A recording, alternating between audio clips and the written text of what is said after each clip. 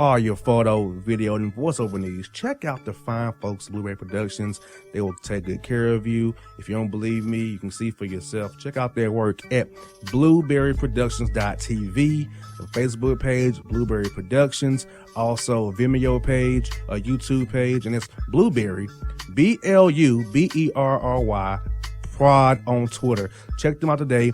Blueberry Productions, great people, great work, great service. Hey there, your yard took a real beating this summer. Luckily, Scott's Turf Builder Winter Guard has your back. Just feed your grass with Scott's again this fall when the air is cool and the soil is warm. It's the perfect time to give your lawn a boost. If you do, Winter Guard will give your yard the nourishment it needs to help weak, thin grass recover and support root growth, giving you a greener, more resilient lawn both now and next spring. Guaranteed. Grab a bag of Scott's Turf Builder Winter Guard today. You'll be back to barbecuing in no time. This is a Scott's Yard. Hey parents, we all try to be extra careful with our children in the car, but then we get an important call or text. Remember, our children are watching. Make every drive a good example. Be in the zone. Turn off your phone. Visit childrenshospital.vanderbilt.org/BITZ to learn more about our teen driver safety program. Brought to you by Monroe Carroll Jr. Children's Hospital at Vanderbilt, the Ford Motor Company Fund, and the Allstate Foundation. Hello, my name is Travis Williams, President and CEO of Academics and Athletic Consulting, focusing on educating and empowering tomorrow's collegiate athletic leaders. My passion is for the education and genuine concern and care for today's student athlete. It's the centerpiece of my life's work. A college education, both in and out of the classroom, is a truly rewarding benefit. For more information on AAC, you can go to www.academicsandathleticsconsulting.com. Once again, www.academicsandathleticsconsulting.com. Or you can follow me on Facebook at Academics and Athletic Consulting, or Twitter at Coach TWill24, or Instagram Travis L. Williams 24. Or you can call me at 404-542-6079. Once again, AAC is very proud to partner with J.R. McHenry of the Bossman Radio Show, covering sports and entertainment across the country. Please tune in weekly for informative, entertaining, and expert analysis on today's sports and entertainment topics. Thank you.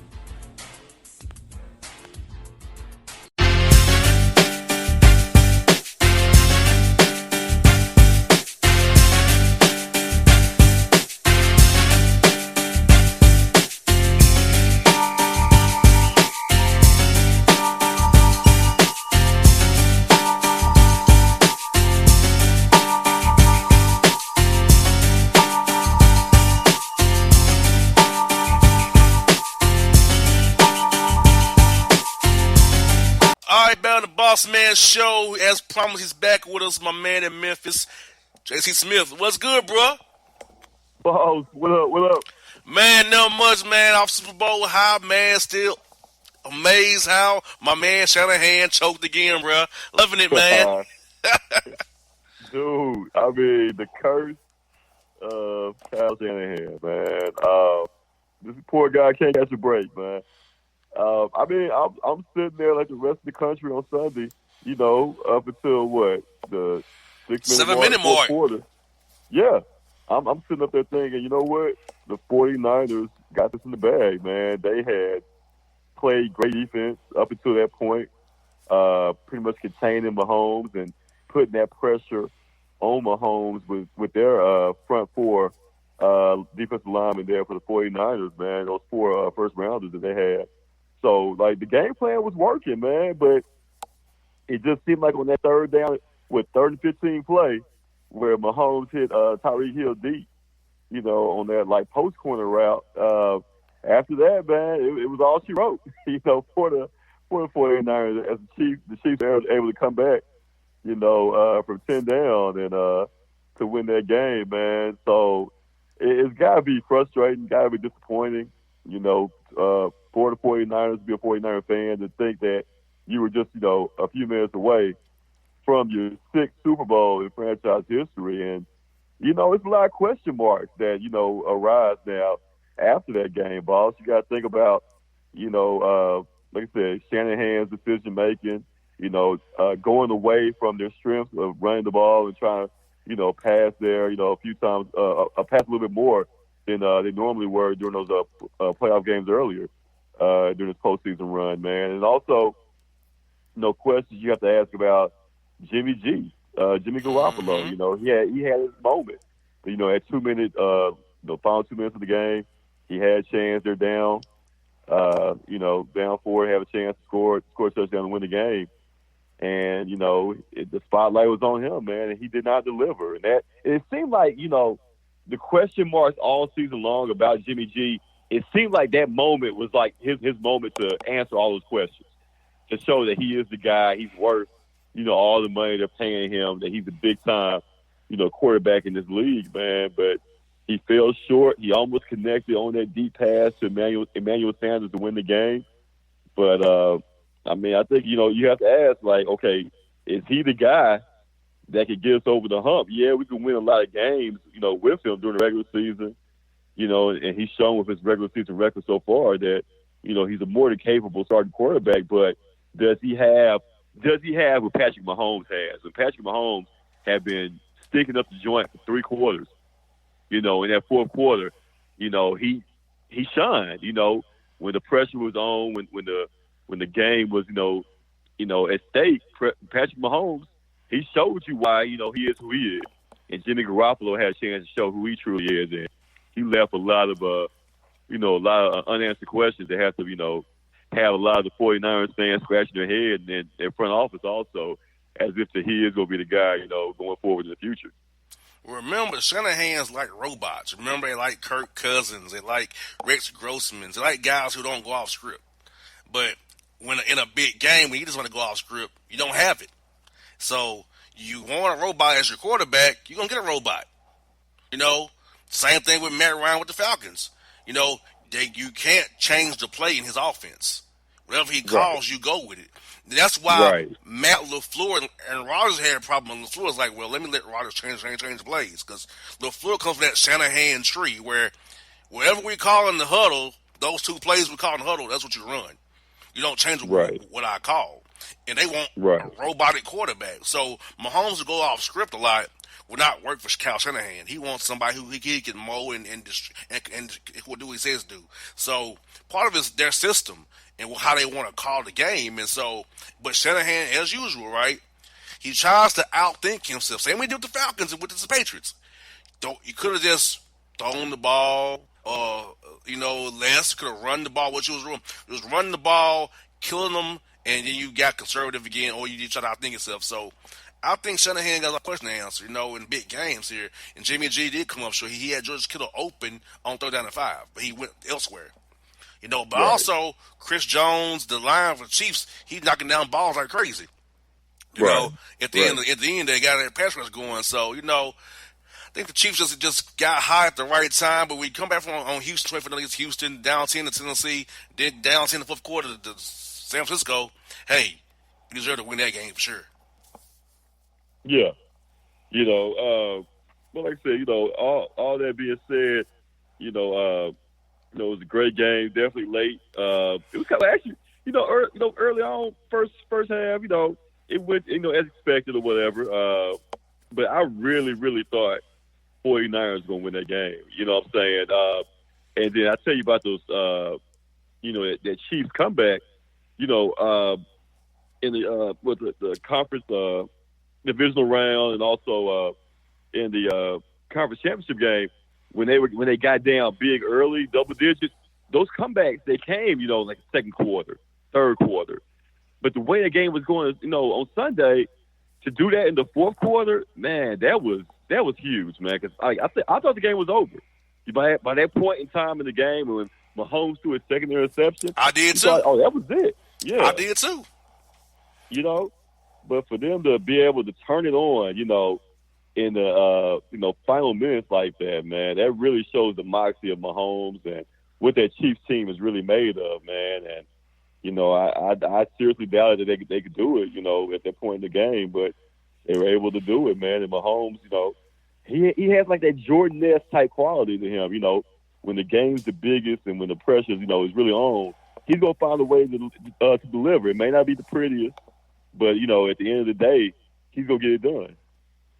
You got that right. And switching sports altogether, I saw where the young Grizzlies, Ja Morant and Dylan Brooks were still some shaded. Andre Iguodala, who's decided not to mentor them, decided not to come to Memphis and be a part of what they got going on in Memphis. I can't blame him. I mean, look at the Grizzlies roster. It's a surprise they're at the AFC right now. So I know why he didn't want to do it. He wants to go for championships, not AFC and getting swept. So I get it.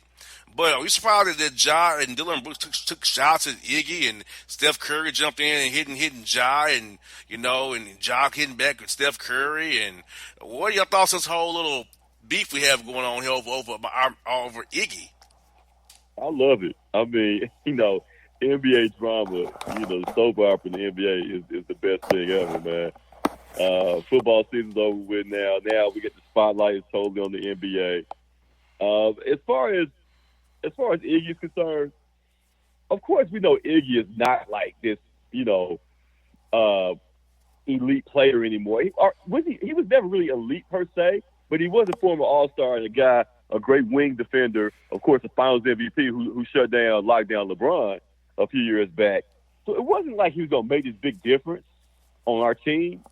And I can even understand as far as, when the Warriors dealt him away and he came here, I can understand at that point, of not wanting to play for the Grizz. Because, everybody thought that the Grizz was going to be a rebuilding process, a team that was only going to win 20 games, and that was going to be it.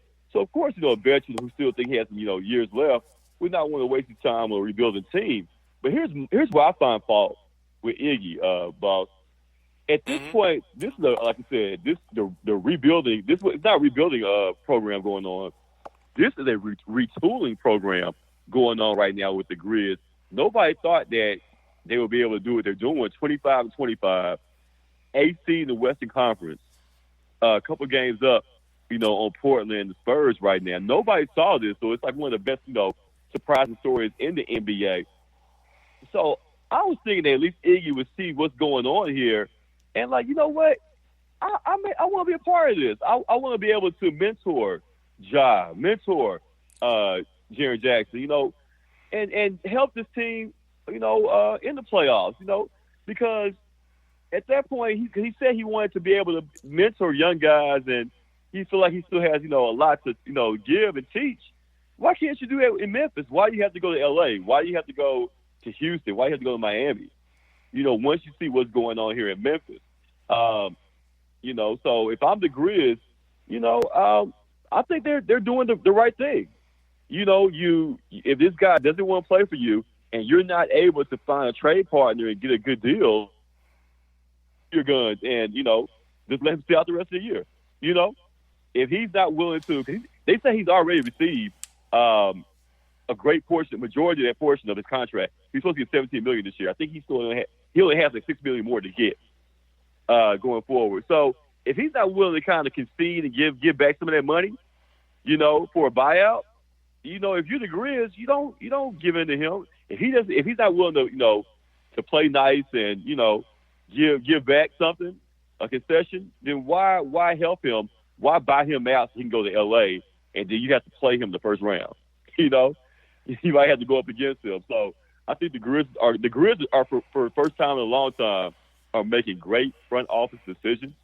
Now that Chris Wallace is out of there, everything they've done so far in a year, they've hit on everything. They have not made a mistake on one thing yet.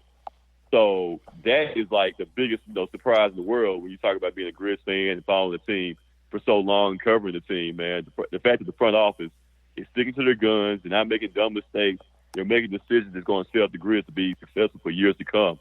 That's the most wonderful thing in the world if you're a Grizz fan.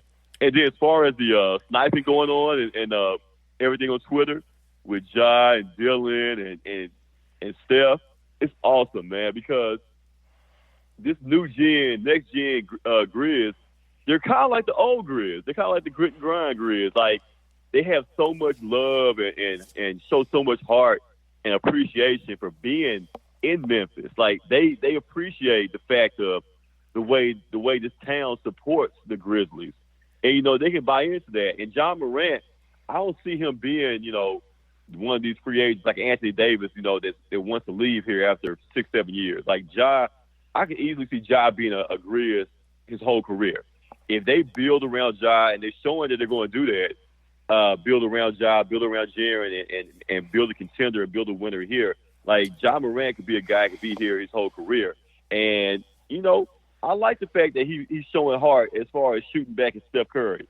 Steph Curry telling, basically saying to pipe down, that Iguodala is the Finals MVP, and he you can't say anything about him. Nah, the Grizz see what's going on. They see that that's a guy who doesn't want to be a part of what they have going on here.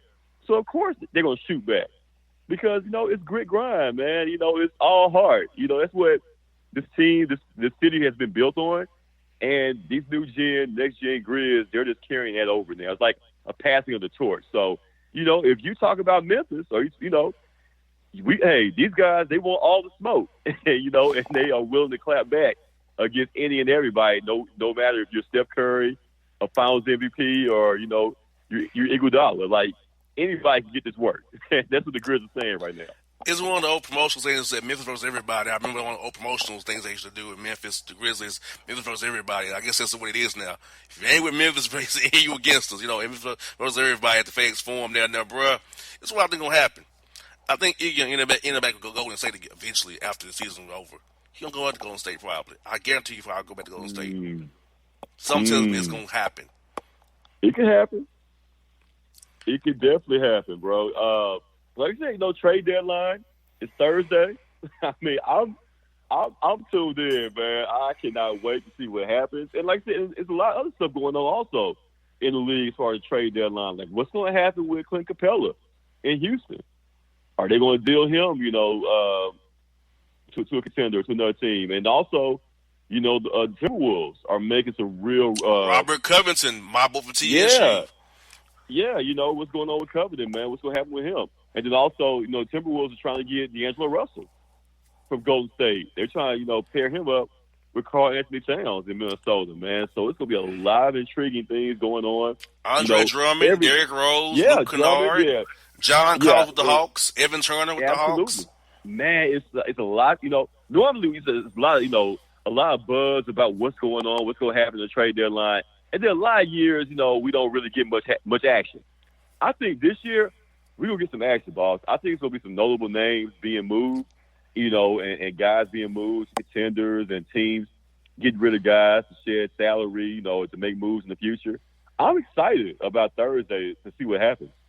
Bro, I think the NBA made a mistake.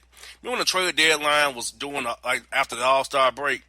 I think what the NBA panicked that year, the Cousins got traded during the All-Star game. They panicked and moved it up 2 weeks. Because teams don't know if they buy or sell still, if you ask me. They don't quite know yet. They're no man's land. But you give them 2 more weeks, they'll know. But they panicked after that Cousins incident, and now it's 2 weeks earlier. Teams don't know whether they really buy or sell right now, if you ask me, bro. Absolutely. A lot of teams is kind of, in that mix right now. But like I said, I'm ready, man. I cannot wait to see what happens on Thursday, man. With Iguodala, with all these other guys also. NBA, man, you gotta love it. Yes, indeed, well, bro. Hey, last week said me, look here, bro.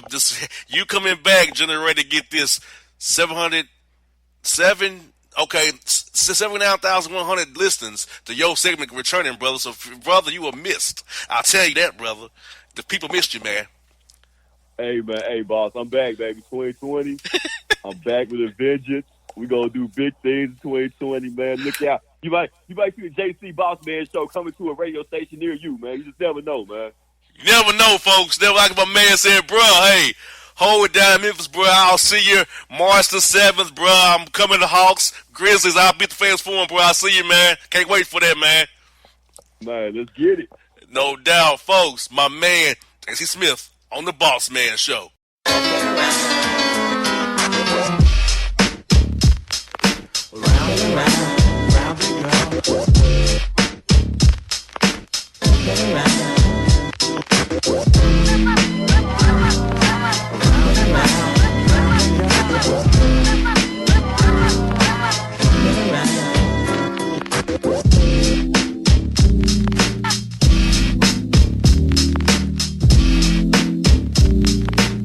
hip-hop fans, I got a great album for you.